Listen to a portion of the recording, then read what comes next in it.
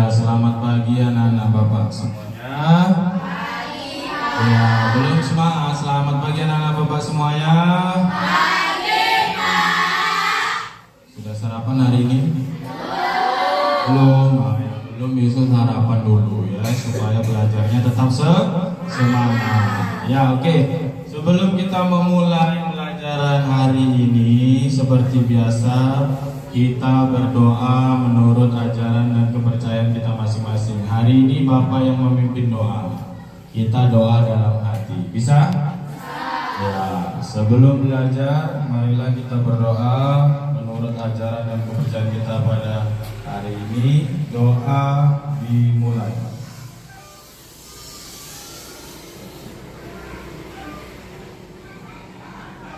Doa selesai. Ya, seperti biasanya kita hari ini belajar ada tema yang lain, yaitu tentang budaya positif. Apa tujuan pembelajaran hari ini? Bapak beritahu supaya kita tahu apa yang dimaksud dengan budaya positif. Budaya positif itu suatu yang baik yang harus kita terapkan agar kegiatan kita, tingkah laku kita setiap harinya sesuai dengan budaya positif yang ada di sekolah. Apa tujuannya? Supaya sekolah kita menjadi tentram, nyaman, teratur, tanpa adanya paksaan. Ya, itu dia budaya positif. Oke, kita lanjut. Pak, bagaimana Pak cara untuk membuat budaya positif? Nanti kita buat keyakinan kelas. Dari keyakinan kelas itu nanti ada beberapa yang harus kita patuhi bersama ya, supaya kelas kita menjadi tentram, nyaman dan teratur gitu ya. Oke, kita lanjut. Budaya positif apa itu dia? Kita lanjut ke slide berikutnya, ada yang disebut keyakinan kelas. Nah, kalau mau menciptakan budaya positif, ada kita gunakan keyakinan kelas. Apa itu keyakinan kelas? Keyakinan kelas adalah sesuatu yang dapat diterapkan di lingkungan kelas, sesuatu yang bermanfaat. Ya, pembuatan keyakinan melibatkan semua warga kelas melalui kegiatan cipta pendapat. Nanti bukan dari Bapak aja, dari semua. Itu namanya keyakinan kelas. Ya, kalau dari Bapak aja itu namanya peraturan. Misalnya, yang terlambat cuci WC itu peraturan, nggak boleh. Ya, kita buat bersama-sama. Jadi tanpa adanya paksaan. Ya. Oke, kita lihat contohnya. Lanjut. Apa contoh keyakinan kelas yang sudah pernah kita buat? Sudah jawab satu. Yang bisa angkat tangan, satu keyakinan kelas yang sudah pernah kita buat. Dulu di kelas 5 masih ada apa? Datang tepat waktu. Bisa datang tepat waktu ya. Nah, manfaatnya dulu Bapak sebutkan. Manfaat keyakinan kelas, satu, sebagai pengendalian diri, agar siswa juga belajar untuk bersikap baik di sekolah maupun di rumah. Di rumah boleh buat keyakinan kelas, boleh. Sama-sama ada mamanya, ayah, adik. Buat keyakinan kelas. Misalnya tidur harus jam 10, sholat waktu, makan atau sarapan tepat waktu. Buat keyakinan kelas di rumah boleh. Ya. Kedua, apa manfaatnya? Meningkatkan motivasi belajar murid. Kalau sudah ada yang tidak terlambat, belajar pun semangat, begitu ya. Kalau ada yang terlambat kan terganggu. Yang ketiga, menciptakan lingkungan belajar yang positif.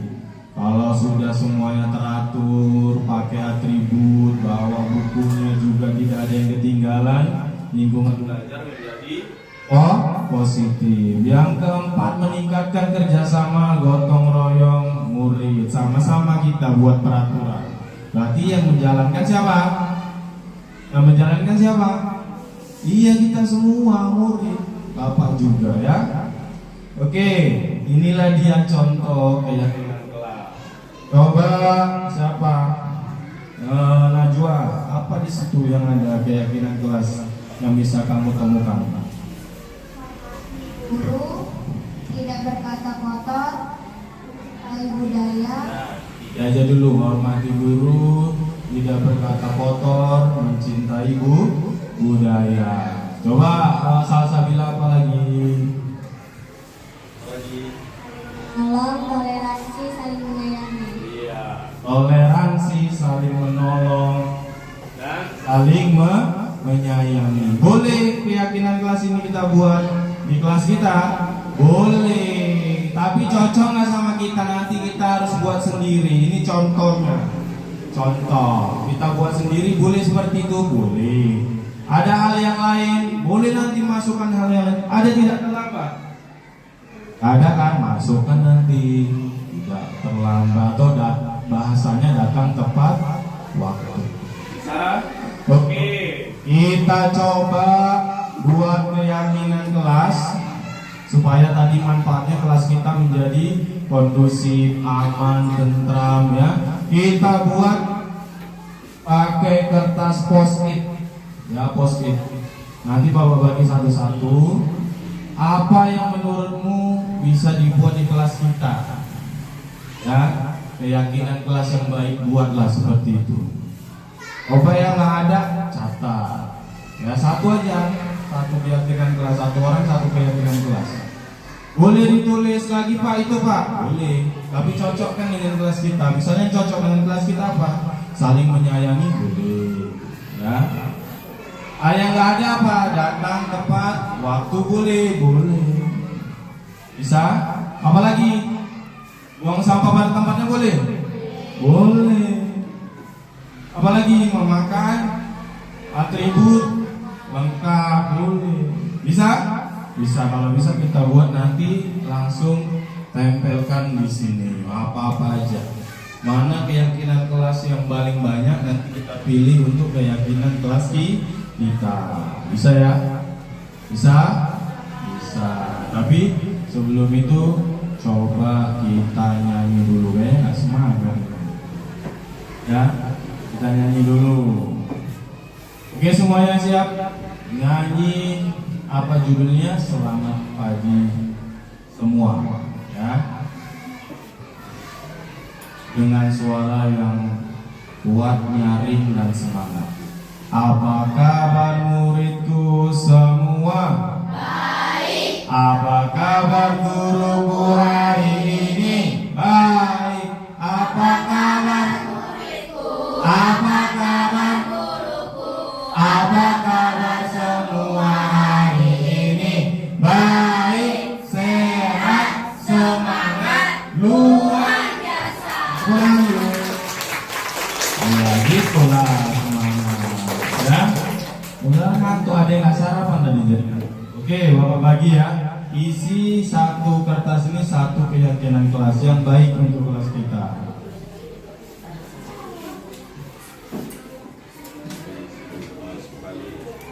Yang ada linknya di belakang, yang bisa ditempel yang balik.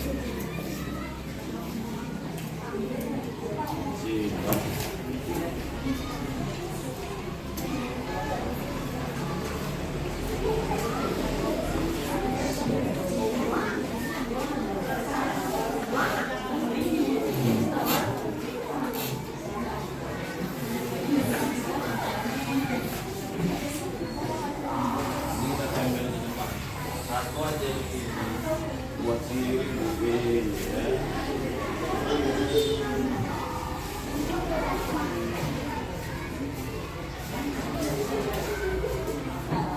Jadi satu, dua, yang lain kaki, terakhir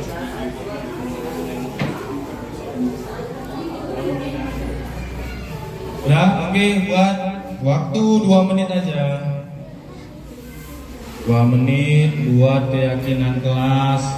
Nanti tempel di papan tulis ini. Ayo cepat.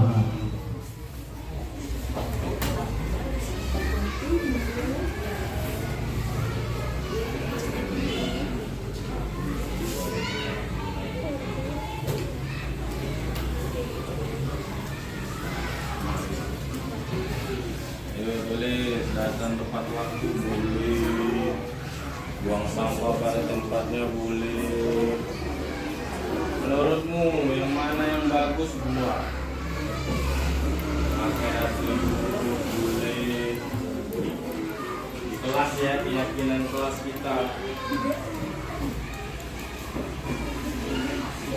Permisi besar, permisi dengan kata-kata yang baik boleh, tidak berkata kotor boleh.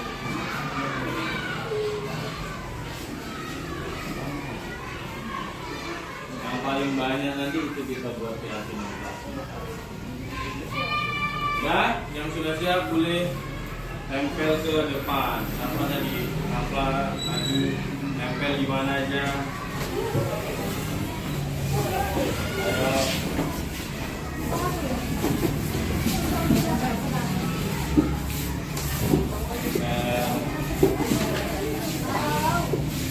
Yang udah duduk, biar semua lah di situ.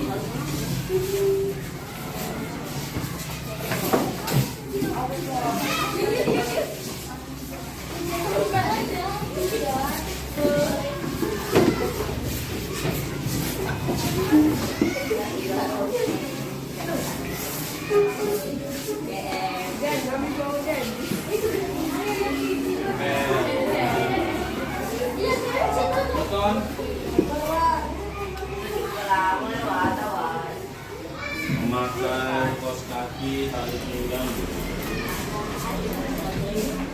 mendengarkan guru menjelaskan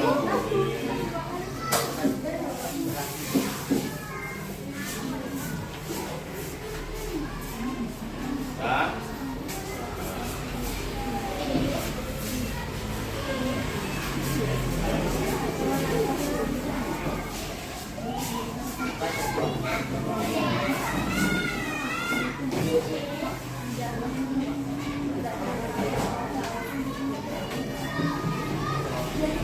Ya, sebelum kita lihat keyakinan kelas kita, di sini ada video tentang keyakinan kelas.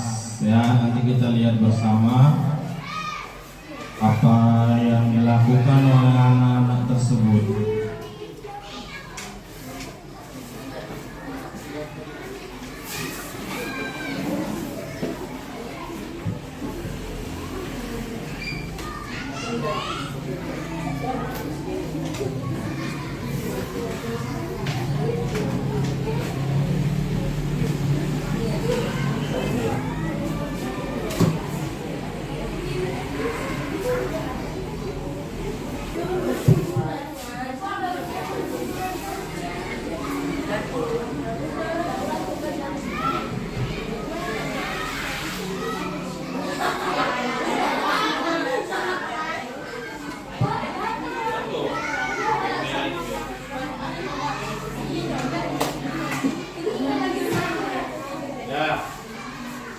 Oke.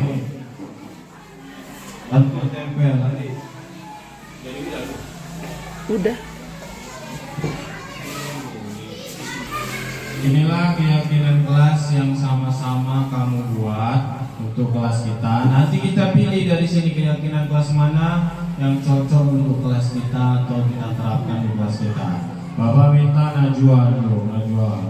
Coba Najwa pilih mana yang keyakinan kelas yang paling banyak dipilih temanmu. Oke, sebutkan. Nanti Bapak ketik di sini. Ayo.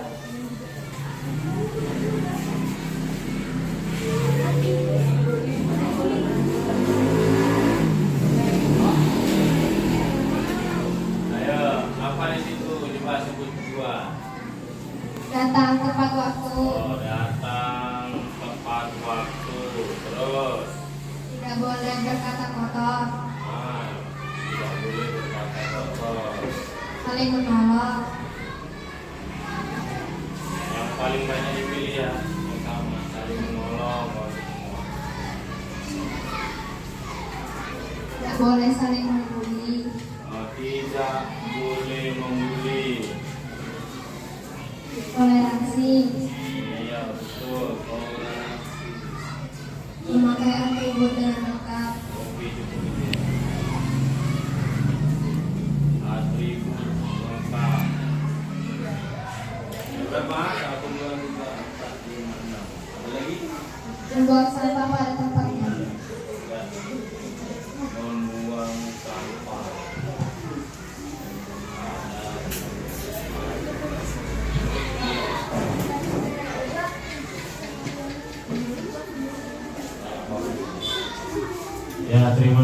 Siti Najwa. Lihat semua ke depan. Lihat semua ke depan. Inilah keyakinan kelas yang sudah kita sepakati, yang sudah kamu tulis tadi di kertas post-it ya. Ya. Yang pertama, datang tepat waktu ya. Jadi setelah kita sepakati mulai besok datanglah tepat waktu, karena keyakinan kelas kita sudah tulis datang tepat waktu.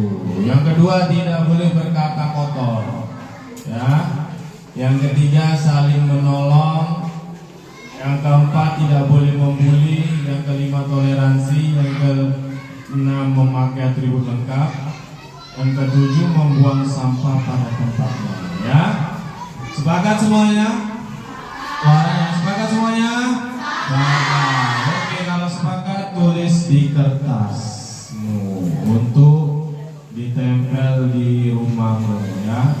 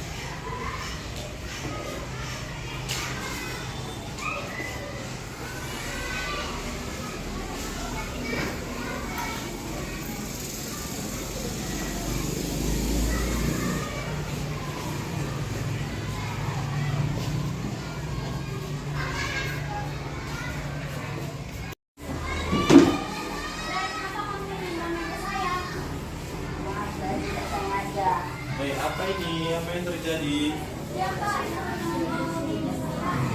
Oh, kenapa kamu menyinggung meja Sinta, Zara? Tidak. Kenapa kamu marah, Sinta? Ya, tidak apa-apa kamu marah, memang itu manusiawi. Jadi sekarang, apakah kamu marah itu sesuai dengan keyakinan kelas kita? Ya, tidak boleh marah-marah lagi. Apakah kamu mau memperbaikinya? Ya, apa yang kamu mau perbaiki?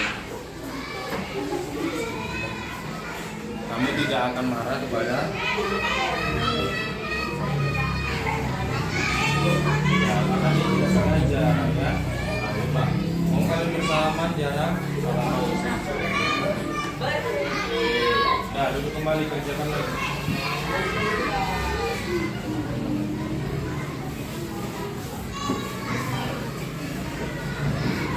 Ya, sudah semuanya ya, sudah selesai. Lalu terakhir, setelah ini selesai, nanti kita buat ini poster di kelas kita tempel ya, sebagai keyakinan ke kelas. Oke, terakhir untuk untuk lebih memahami kegiatan kita hari ini. Nah, di situ ada beberapa pertanyaan. Ya, apa yang sudah kita pelajari hari ini? Ada 3: keyakinan kelas, manfaat keyakinan kelas, dan cara menyelesaikan masalah. Tadi ada di situ ya. Tadi ada kejadian di kelas kita, Zahra dan Sinta. Ya, kalau tidak sengaja jangan terus kita marah ya. Tidak boleh kita marah kepada teman kita walau dia tidak sengaja. Ya, oke. Apa keyakinan kelas tadi? Keyakinan kelas adalah ada yang bisa sesuatu hal baik yang harus kita buat di kelas. Iya. Contohnya coba sebut satu. Contoh Alia, apa contohnya?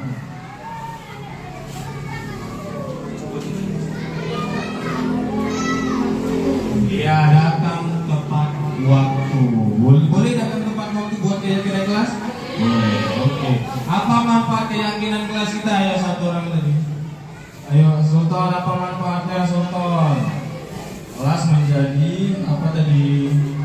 Ayo, kelas. Iya, kelas menjadi teratur. Lalu terakhir, cara menyelesaikan masalah. Cara menyelesaikan masalah, kalau ada masalah di kelas kita, jangan langsung emosi marah-marah. Lihat dulu apa sebabnya ya. Walaupun marah itu manusiawi, nggak apa-apa. Karena kita juga manusia. Oke, inilah pelajaran kita untuk hari ini, membuat keyakinan kelas untuk kelas kita yang harus kita jalani bersama. Tadi keyakinan kelas kita apa aja? Datang tepat waktu, terus. Iya, terus. Toleransi. Iya, memakai atribut sekolah. Terus terakhir membuang sampah pada tempatnya. Oke, terima kasih semuanya. Jadi mulai besok kita jalankanlah keyakinan kelas kita bersama. Jadi untuk hari ini sampai di sini dulu pelajaran kita tentang keyakinan kelas. Tadi kita mulai belajar dengan berdoa. Kita juga tutup pelajaran hari ini dengan berdoa. Doa dalam hati Bapak pimpinnya. Sebelum kita selesai pelajaran hari ini, sebelum kita untuk istirahat atau kita pulang nanti ke rumah, marilah kita berdoa menurut ajaran dan kepercayaan kita masing-masing. Doa dimulai. Doa selesai. Assalamualaikum warahmatullahi wabarakatuh.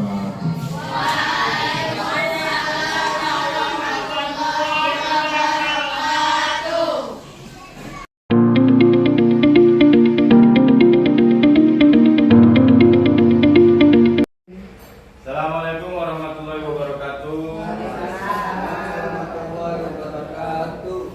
Selamat pagi Bapak Ibu guru semuanya. Yang kami hormati bersama Ibu Kepala Sekolah dan Bapak Ibu guru sekalian. Pertama-tama kita panjatkan puji dan syukur kita kehadirat Tuhan Yang Maha Esa, yang mana kita dapat hadir kembali seperti biasa di sekolah kita ini. Dan hari ini kita berkumpul di ruangan ini dalam rangka mengimbaskan dan saling berbagi dari apa yang telah kami pelajari di CGP Angkatan 10. Jangan lupa juga selawat berserta salam kita hadiahkan kehadiran junjungan Nabi besar kita Muhammad SAW. Semoga dengan kita banyak berselawat kita mendapatkan syafaatnya di yaumil akhir. Amin ya rabbal alamin. Di sini pada hari ini saya juga beserta teman yang lain akan menyampaikan apa yang telah kami pelajari di CGP Angkatan 10 yang sudah hampir 4 bulan berjalan.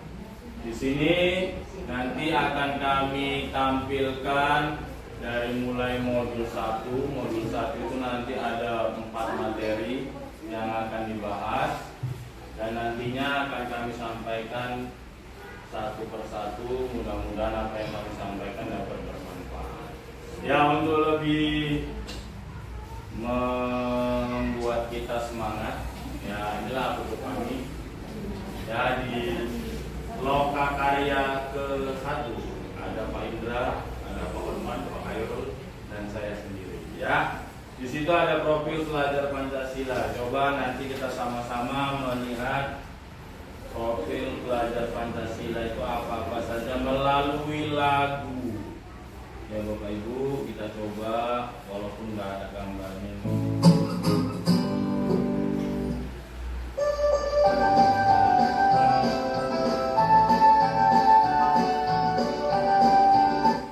Coba kita buat dari sini, bisa nggak ya?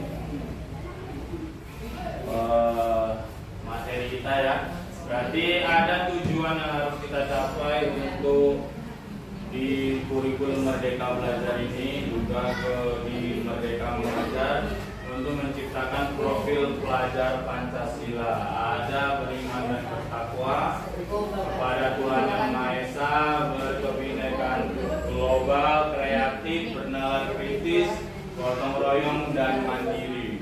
Oke, lanjut kita. Inilah saya beserta fasilitator dan pengajar praktik. Setiap CGP didampingi oleh satu fasilitator. Fasilitator kami bernama Bu Tiana dari kota Sikalang, kota ya, kota atau kabupaten.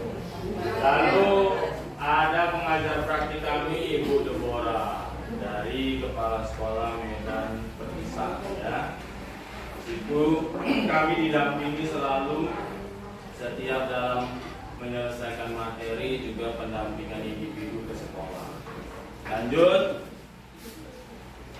Selanjutnya ini materi kami ada 3 modul. Setiap modulnya ini nanti berisi ada 4 macam materi. Yang modul kedua dan modul ketiga masih kami akan jalani.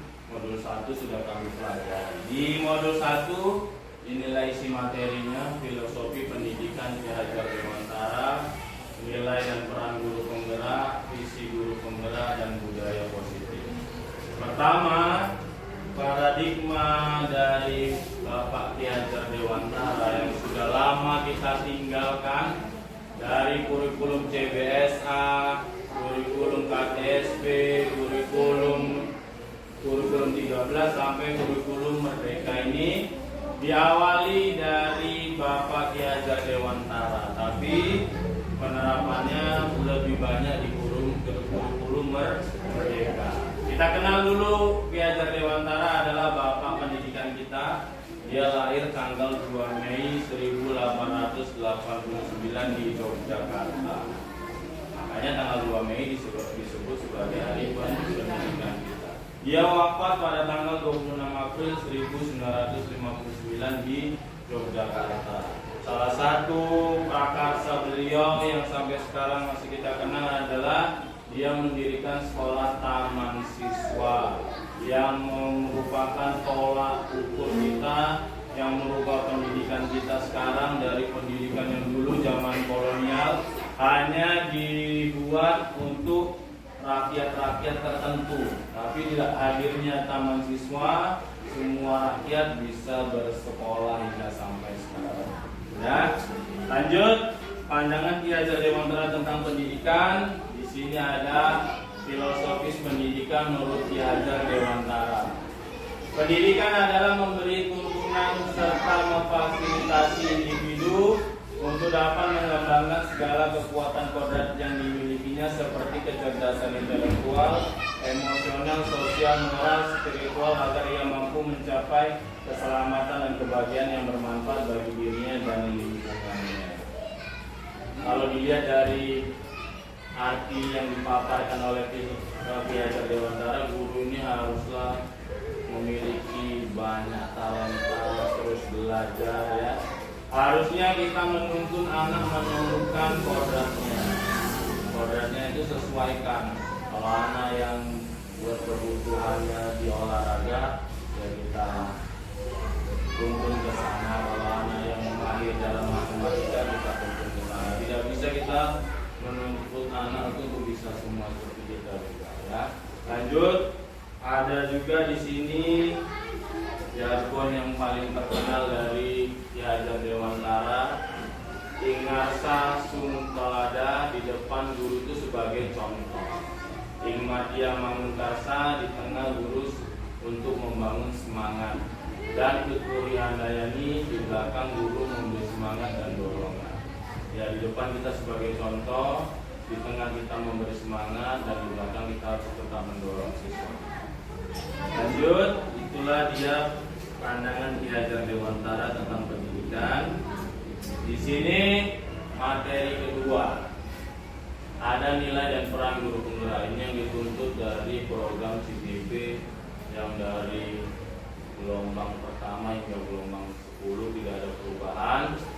Inilah dia nilai dan peran guru penggerak. Sebelum saya tampilkan, bapak-bapak ada yang pernah dengar apa yang harus dimiliki oleh guru penggerak? Nilainya bapak ibu sekalian ada 1, ada 5, bocorannya 5. Nanti peran guru penggeraknya juga ada 5. 1 aja ada nilai yang harus dimiliki guru penggerak. Ya, disiplin, datang cepat gitu. Terus disuruh-suruh kepala sekolah. Cepat. Apa? Satu aja lah, Mbak. 1 aja. Disiplin. Disiplin. Terus ada tepat waktu. Ya. Ada 5 nilai yang harus dimiliki. Nah, ini berat ya. Tapi semua harus tetap dijalani. Yang pertama, berpihak kepada murid. Kita harus mengajar berpihak kepada murid. Mau apapun itu, kita harus berpihak kepada murid. Kalau lewat cara mengajarnya, mau mendampinginya, kita harus berpihak kepada murid. Yang kedua, mandiri. Guru penggerak itu harus mandiri, mandi sendiri ya. Mandiri maksudnya kita bekerjalah dengan potensi yang kita miliki dan bisa membantu orang lain. Berkolaboratif, bisa bekerja sama dengan orang lain, inovatif, melahirkan imajinasi baru, dan reflektif, dapat menyimpulkan, dapat mengambil keputusan yang tepat. Ya, perannya ada 5 juga. Jadi setelah nanti program pendidikan guru penggerak itu berakhir, inilah beban yang harus dijalankan oleh guru penggerak. Yang pertama, menjadi pemimpin pembelajaran, menjadi pendorong kolaborasi, menjadi penggerak komunitas praktisi, mewujudkan kepemimpinan murid, dan menjadi coach sebagai rekan guru. Di nomor 3 dan nomor 5 ini sudah mulai kita jalani, membuat praktisi di sekolah. Ada kelas bawah dan kelas atas, tapi belum kita jalani, nanti coba kita jalan ya. Coba nanti kita bersama-sama membuat praktisi di sekolah kita, mungkin dengan waktu sebulan 2 kali, berbagi informasi dan pengalaman yang sudah kita dapat kepada guru-guru yang lain. Boleh lewat daring, boleh lewat luring ya. Lanjut, materi kedua, itulah yang harus dimiliki oleh guru penggerak. Ke materi ketiga, visi guru penggerak. Ini juga mencakup guru dan kepala sekolah. Makanya guru penggerak itu setelah lulus boleh ditempatkan atau dijadikan kepala sekolah, karena materinya mencakup juga di kepala sekolah. pertama memaknai dulu, maknai itu apa visi, cita-cita, keyakinan, baru mencari pembeda dan kontribusi pemimpin yang menunjukkan profil pelajar Pancasila. Kita harus tahu dulu makna visi itu apa. Visi adalah representatif atau impian kita untuk masa depan, ya. Nah, kita harus punya impian bagaimana sekolah ini dijadikan. Lalu setelah itu masuklah ke tahap-tahapannya, yaitu yang kedua ada mengetahui kelebihan sekolah. Kita berangkat dari kelebihan sekolah kita, dari gurunya, dari muridnya, baru dari sekolahnya, baru kita buat visi itu nanti. Dari muridnya, yang kelebihan udah kita buat di sekolah kita, ada bersikap religius, ada sholat waktu itu, sholat duha berjamaah waktu pesantrennya, baru ada berbagi sembako untuk pada yang tidak mampu, ada lagi di situ berkolaborasi, ada belajar teknologi ya untuk AMBK. Juga ada siswa yang kreatif di pelajaran SBDP, ada Pak Osman yang melatih tari, membuat poster, dan satu lagi ada yang sudah kita latih Mas Kibra untuk guru olahraga, sudah pernah kita buat. Baru dari gurunya juga sudah memiliki kemampuan teknologi, ada saling berbagi, saling berkolaborasi. Sekolah kita juga punya wifi yang cukup ya untuk bisa kita manfaatkan nanti. Dan dari semua ini kita rangkum menjadi visi dari sekolah kita yang sudah kita punya. Jadilah visi dengan merumuskannya, mengerucutkannya, menspesifikannya dengan kalimat rumpang. Nah, yang pertama saya memimpikan murid apa yang kita impikan. Murid beriman pasti, yang pertama pasti beriman dulu. Beriman bertakwa kepada Tuhan Yang Maha Esa. Baru yang kedua saya percaya bahwa murid adalah seorang yang memiliki potensi diri yang berbeda-beda. Baru di sekolah saya mengutamakan pembelajaran yang berpusat pada siswa. Yang keempat, murid di sekolah saya sadar bahwa untuk mencapai kebahagiaan hidup harus memiliki ilmu pengetahuan. Yang kelima, saya dan guru lain di sekolah saya yakin untuk selalu meningkatkan kompetensi diri. Baru yang keenam, saya dan guru lain di sekolah paham bahwa setiap anak memiliki potensi yang berbeda-beda dari latar belakang yang berbeda-beda. Dari 6 kalimat rumpang ini dispesifikan lagi, dikerucutkan lagi jadi visi sekolah kita yang sudah disampaikan oleh Ibu Kepala Sekolah semalam, mewujudkan peserta didik yang beriman dan bertakwa, unggul dalam prestasi akademik, berbudi pekerti luhur, serta berwawasan lingkungan berdasarkan Pancasila. Ya, visi ini nanti didukung oleh misi-misi. Misi-misinya disepakati bersama oleh guru dan kepala sekolah untuk mewujudkan visi yang sudah dibuat. Mewujudkan visi ini tidak segampang membalikkan telapak tangan, ya. Perlu waktu yang begitu lama, perlu kerjasama dan perlu juga berkolaborasi antara guru dan kepala sekolah. Lanjut, materi yang keempat, inilah dia budaya positif. Sebelum saya masuk kemari, ada yang tahu budaya positif itu apa? Bapak Ibu sekalian, budaya itu kebiasaan yang sudah ada di suatu tempat. Jadi positif itu berarti yang baik, ya. Nah, jadi kalau digabung secara pemikiran kita, sesuatu yang sudah baik, yang sudah tertanam di suatu tempat tersebut. Kalau yang Pak saya paparkan ini melalui pengertian dari kamus, budaya adalah nilai-nilai keyakinan, kebiasaan yang baik yang telah membudaya. Baru dirangkumkanlah budaya positif di sekolah dapat terwujud dari beberapa hal. Yang pertama, bisa disiplin positif, keyakinan kelas, kebutuhan dasar manusia, posisi kontrol, dan penerapan segitiga restitusi. Materi ini di modul pertama ini sangat berkesan kepada saya, membangunkan saya saat tidur lelap. Yang sudah saya lakukan selama ini banyak sekali bersimpangan dengan materi di materi keempat ini. Nanti kita lihat satu persatu. Yang pertama, untuk menciptakan budaya positif itu kita buat dulu disiplin positif di sekolah kita. Disiplin positif suatu pendekatan untuk menerapkan disiplin yang hadir dalam diri seseorang tanpa hukuman dan pemberian hadiah. Jadi seseorang anak bisa melaksanakan disiplin positif tanpa harus kita suruh, tanpa harus diberi hadiah, dia sudah dapat melaksanakannya. Bagaimana caranya?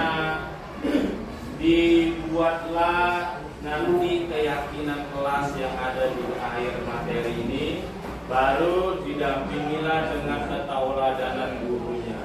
Ya, disiplin positif ini banyak manfaatnya, atau di situ nanti akan memunculkan rasa bertanggung jawab, timbul dari dalam diri, baru tanpa hukuman dan menghasilkan nilai-nilai kebahagiaan atau kebajikan. Kemudian untuk menciptakan budaya positif selain disiplin, untuk mendapatkan imbalan atau pujian gurunya.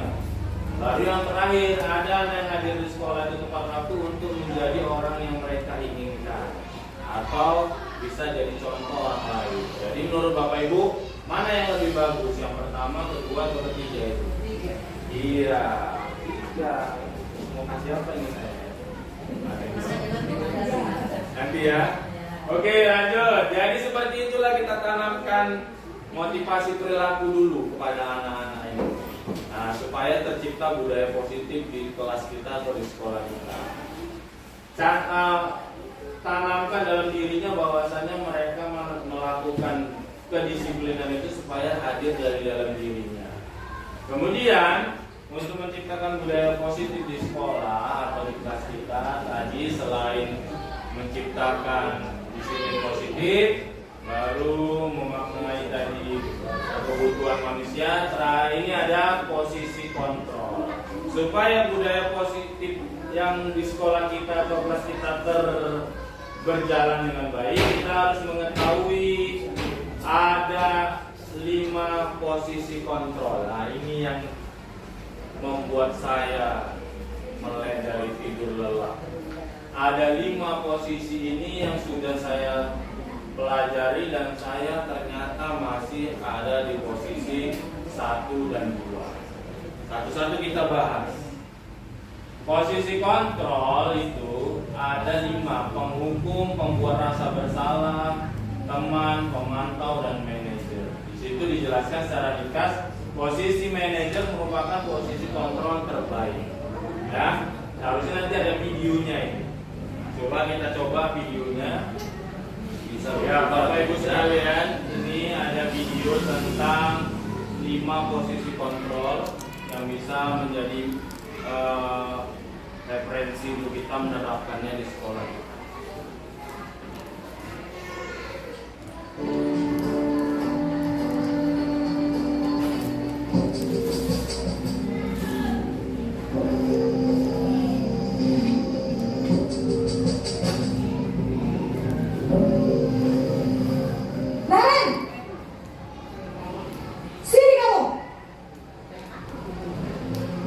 Selamat pagi, Bu. Selalu terlambat. Kamu deh, pasti terlambat. Maaf, Bu. Saya... Apa? Apa coba? Alasan kamu apa lagi? Kapan sih kamu tidak terlambat? Malas sekali ya kamu jadi anak. Saya... Dasar pemalas. Gak kapok-kapok sih kamu. Sudah berapa kali terlambat? Sana, kamu keliling lapangan basket 2 kali. Kenapa saya harus keliling lapangan basket, Bu? Kenapa? Kamu melawan ibu. Berani-beraninya jawab. Sudah terlambat, masih berani jawab pula. Sekarang, keliling lapangan basket 5 kali sekalian. Biar kapok. Cepat. Pergi sana ke lapangan basket. Posisi penghukum penghukum biasanya berbicara dengan nada tinggi, menghardit, menunjuk-nunjuk, menyakiti, dan menyindir. Hukuman bisa berupa fisik maupun psikis. Ibu dan bapak guru hebat.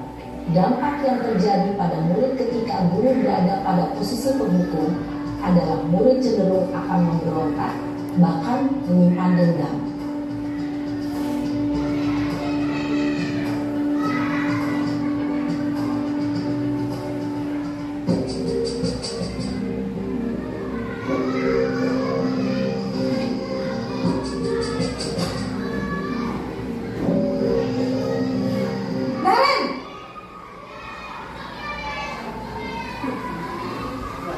Selamat pagi, Bu.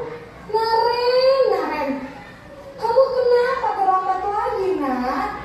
Ya Tuhan, Naren, kamu senang ya bikin ibu susah ya? Kalau kamu terlambat lagi, nanti ibu yang ditegur bapak kepala sekolah, nak. Disangka ibu tidak bisa membina kamu. Duh, gimana ini? Maaf, Bu. Duh, Gusti Naren, kamu suka ya kalau ibu tegur bapak kepala sekolah? Terus, sekarang ibu harus tulis apa yang di buku absen? Ini kamu sudah sering terlambat loh. Ibu harus apa coba? Maaf, Bu. Maaf sekali. Ya sudah, lain kali jangan bikin ibu susah lagi ya, nak ya. Ibu tidak akan kuat lagi kalau kamu begini terus. Bisa jantungan kalau ibu tegur bapak kepala sekolah. Sana cepat kelas. Maaf ya, Bu. Maaf sekali. Posisi pembuat rasa bersalah berbicara dengan nada tenang, cenderung lembut. Namun kata-kata yang diutarakan membuat murid merasa menjadi orang yang gagal, memandang buruk dirinya sendiri, merasa tidak berharga, dan tidak sanggup membahagiakan orang lain. Ketika guru mengambil posisi pembuat rasa bersalah, murid akan menganggap dirinya yang bersalah dan ia akan menyimpan emosi negatif tersebut di dalam dirinya.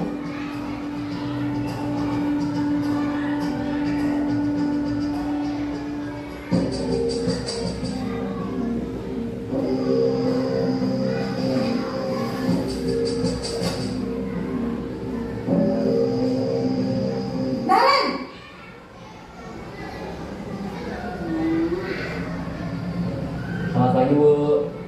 Wah, sudah jam berapa ini, nak? Terlambat lagi ya, sayang. Iya, Bu. Habis ibu saya lupa bangunkan saya, Bu. Kamu malah menyalahkan ibu kamu. Kamu bukannya anak yang larinya paling kencang. Kok terlambat sih? Iya, Bu. Saya memang terlambat bangun tadi. Jadi, biarpun saya lari kencang, tetap gak kekejar, Bu. Ya sudah sana. Nanti lain kali larinya lebih kencang lagi ya. Biar gak terlambat lagi. Bikin senang ibu. Demi ibu. Bisa kan? Bisa lah, Bu. Ya sudah sana masuk kelas. Ibu beresin urusan absen kamu. Kamu ini ada-ada saja.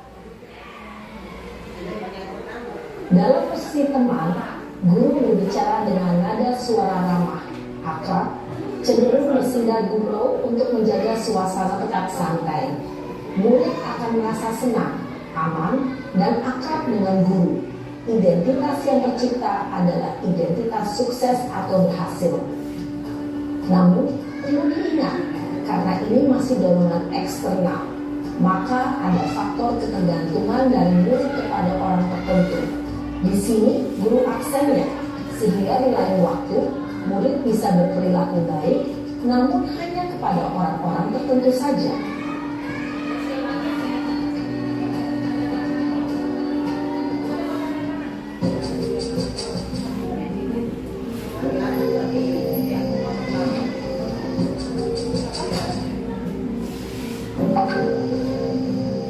Naren!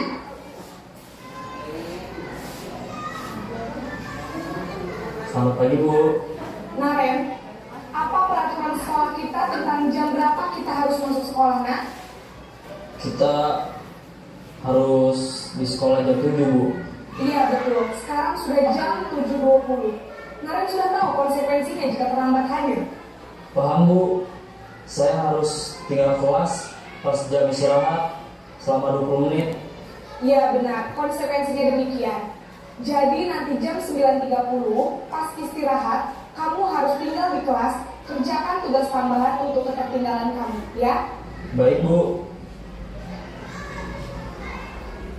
Posisi pemantau mengandalkan penghitungan atau data untuk mengontrol murid.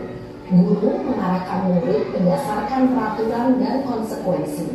Seorang pemantau menunjukkan bahasa tubuh dan ekspresi wajah yang datar dan cenderung formal.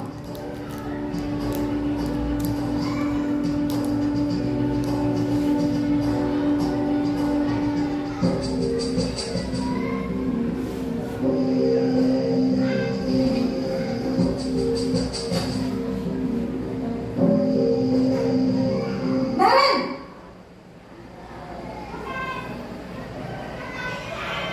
Selamat pagi Bu. Selamat pagi Naren. Maaf Bu, saya terlambat. Iya, sekolah masuknya jam 7, sekarang sudah jam 7.20. Jadi sekarang bagaimana ini Naren? Maaf Bu, saya lupa setel alarm saya semalam. Baiklah, menurut kamu, keyakinan sekolah yang mana yang perlu kamu tingkatkan? Menghargai diri sendiri dan orang lain mungkin ya Bu. Setuju. Jadi, apakah Naren meyakini prinsip saling menghormati tersebut? Iya Bu, saya meyakininya. Apakah Naren bersedia memperbaiki masalah keterlambatan ini? Bersedia Bu. Bagaimana kamu akan perbaiki masalah keterlambatan ini? Saya akan coba untuk tidak lupa menyetel alarm saya Bu. Baik, kalau Naren lupa menyetel alarm di rumah, ada orang yang kira-kira bisa bantu mengingatkan tidak? Ada Bu, kakak saya, Kak Emma. Ada lagi selain Kak Emma? Selain Kak Emma, ada ibu saya. Baik, jadi yang mengingatkan Naren adalah Kak Emma dan ibu kamu ya? Kira-kira akan mulai set alarm kapan nih Naren? Setelah pulang sekolah, akan segera saya lakukan. Baik, jadi Naren akan setel alarm untuk bangun besok pagi dan akan diingatkan oleh kakak dan ibunda Naren ya. Ada lagi yang mungkin perlu dilakukan Naren agar tidak terlambat bangun lagi? Tidak ada Bu. Baik Naren, terima kasih untuk kerjasama kamu. Sekarang kamu perlu kembali ke kelas untuk belajar. Baik Bu, terima kasih. Posisi manajer adalah posisi kontrol yang disarankan untuk membimbing murid memiliki sikap disiplin yang positif, yaitu murid yang mandiri, bertanggung jawab, dan dapat memecahkan masalah. Tujuan dari posisi ini adalah agar murid dapat berefleksi atas tindakannya. Guru akan dengan tulus memberikan pertanyaan-pertanyaan bermakna, sehingga membuat murid dapat belajar dari kesalahannya dan mencari sebuah solusi untuk menyelesaikannya. Ibu dan bapak guru hebat, setelah mengamati adegan kelima posisi kontrol tadi, kira-kira posisi mana yang paling ideal? Posisi mana yang dapat menunjang motivasi intrinsik murid? Ya, tentu posisi manajer. Posisi ini memang posisi ideal yang ingin dituju setiap pendidik. Pada posisi inilah, guru dapat menerapkan disiplin positif dan berpihak pada murid, yang memerdekakan murid. Ya Bapak Ibu, setelah kita memperhatikan video tadi, posisi yang harus kita miliki atau yang kita lakukan dalam menyelesaikan masalah di kelas kita adalah posisi manajer. Untuk lebih menyempurnakannya, kita pakailah segitiga restitusi. Menyelesaikan masalah dengan posisi manajer dan dipandu lagi dengan tahapan segitiga restitusi akan menghasilkan penyelesaian manusia yang humanis. Ya, apa itu segitiga restitusi? Yang pertama, menstabilkan identitas dulu. Karena setiap anak yang berbuat salah itu emosinya bergejolak. Kita stabilkan dulu identitasnya, ya, agar dia tidak menjadi posisi yang bersalah. Dengan kata-kata setiap manusia memiliki kesalahan atau wajar kamu berbuat salah. Baru kemudian masuk ke validasi tindakan yang salah. Kita sadarkan anak tersebut bahwasannya yang ia lakukan itu sudah melanggar keyakinan kelas. Jadi apa yang dilakukan anak tersebut bisa kita validasi tindakannya, bahwa tindakan tersebut sudah melanggar keyakinan kelas yang sudah disepakati. Kemudian menanyakan keyakinan apa yang bisa ia perbaiki dari kesalahannya dengan dihubungkan keyakinan kelas yang sudah dibuat. Jadi dari 3 tahapan ini kita bersama anak tersebut mencari solusi yang humanis tanpa menyalahkan, tanpa merugikan anak tersebut, sehingga ia bisa belajar dari kesalahannya untuk perbaikan ke depan. Jadi inti dari posisi kontrol dari segitiga restitusi ini, yang paling harus kita coba adalah posisi manajer di posisi kontrol, dan ditambahkan lagi dengan segitiga restitusi. Terakhir, untuk menyempurnakannya kita ada buat keyakinan kelas. Ya, jadi untuk kedepannya biasa kita buat peraturan di kelas, kita gantilah dengan keyakinan kelas atau kesepakatan kelas. Kenapa demikian? Karena peraturan itu sifatnya searah, hanya untuk sebagian orang dan dibuat oleh satu orang. Tapi jika keyakinan kelas itu dibuat bersama-sama dan dijalankan bersama-sama, lebih humanis, lebih bersama-sama tahu untuk menjalankan tanggung jawabnya di kelas. Keyakinan kelas di situ saya buat adalah keyakinan sekolah atau keyakinan kelas dibuat oleh semua warga sekolah atau kelas melalui curah pendapat untuk dapat diterapkan bersama. Manfaatnya bisa menumbuhkan rasa tanggung jawab, menerapkan disiplin, dan menjaga lingkungan sekolah atau kelas tetap kondusif. Ya, di sini saya ada buat keyakinan kelas 1. Misalnya Bapak Ibu ini murid. Apa yang bisa kita buat untuk kelas kita? Yang pertama, datang tepat waktu. Yang kedua, coba apa Bapak Ibu sekalian yang sama-sama untuk keyakinan kelas kita agar kelas kita berjalan dengan baik, aman, tentram. Iya, melaksanakan tiket kelas. Baru saling toleransi boleh, tidak membuli juga boleh, membuang sampah pada tempatnya juga boleh. Apalagi memakai atribut lengkap juga boleh.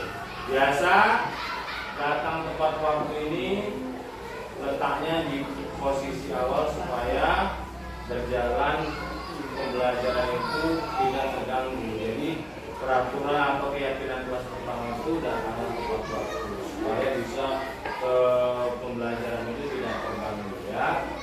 Berikutnya ada refleksi. Setiap pembelajaran, setiap apa yang disampaikan, mau bentuknya pembelajaran atau diseminasi seperti ini, menyebarkan pemahaman, mengimbas, haruslah didampingi refleksi. Refleksi kita mengulang kembali apa yang sudah kita pelajari. Yang pertama, filosofis pendidikan Ki Hajar Dewantara, bahwasanya pendidikan itu adalah menuntun anak menemukan potensi dirinya.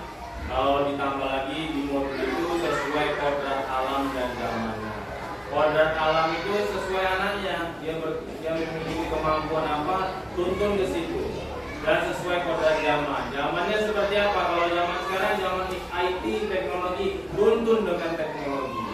Yang kedua ada nilai dan peran guru penggerak. Tadi ada di situ 5 nilai guru penggerak. Salah satunya berpihak kepada siswa. Itu coba kita terapkan bersama nanti. Dan peran guru penggerak itu salah satunya membuat komunitas praktisi. Yang ketiga, visi guru penggerak. Visi dibuat dengan beberapa tahap, dengan memperhatikan kemampuan guru, kemampuan sekolahnya, anak-anaknya, baru kemudian menjadi visi. Budaya positif.